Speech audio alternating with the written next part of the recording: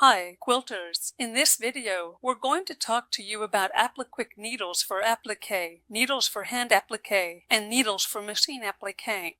What makes Apliquick needles special is that they're made from a material that's flexible enough, but not too much, and they have a very, very sharp point, both the needles for hand applique and the ones for machine applique. This very sharp point prevents us from seeing holes in the fabric when we sew our appliques. And the hand needles also have a very, very sharp point, which makes it easier to go through any type of fabric. Even when we have several layers of fabric, Apliquick needles easily go through all these layers. Take a look, quilters, on this applique. In some areas, we have several layers of fabric. For example, here where we have the button, we have 1, 2, 3, 4 layers of fabric. Keep in mind that besides the fabric, we also have the interfacing and a glue. And we've easily sewn all the pieces of the applique with the Apliquick needles. Now, quilters, we're going to show you how to thread the needle and how to make a knot at the end.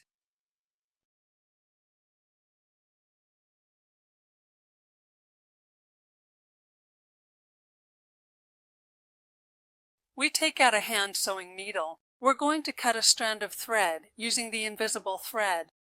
To thread the needle, we always use a black background. This is very important because otherwise, we won't be able to see either the eye of the needle or the invisible thread. Once we can see the eye of the needle, we insert the thread and leave one end short and the other end long. And here's what we're going to do. We're going to tie 3 knots.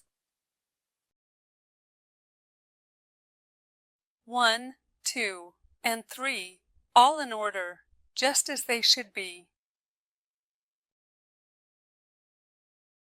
This way, we won't lose the thread while we're sewing.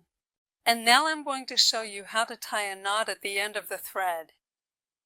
For this, I'm going to use a black cover on my finger so you can clearly see the thread and the needle through the camera. We're going to carefully place the end of the thread on the pad of our finger, making sure that the very tip of the thread is facing toward the palm of the hand, while the needle itself is pointing outward, away from the body, forming a clear cross shape. Using the index finger and thumb, gently hold both the needle and the thread together, ensuring they are secure and properly aligned before proceeding to the next step. And now, with this thread, we're going to make some loops. We're going to wrap the thread around the needle several times, 6 or 7 times. Hold those loops with your finger and, keep pressing with both fingers and pull the needle until you feel that a knot has formed. For both machine applique and hand applique, we're going to use Apliquick invisible thread. Keep in mind that for machine applique, we'll use the invisible thread in both the spool and the bobbin, top and bottom. And here we show you 2 application examples. This one is sewn by hand, and this other one, these miniatures, are sewn by machine.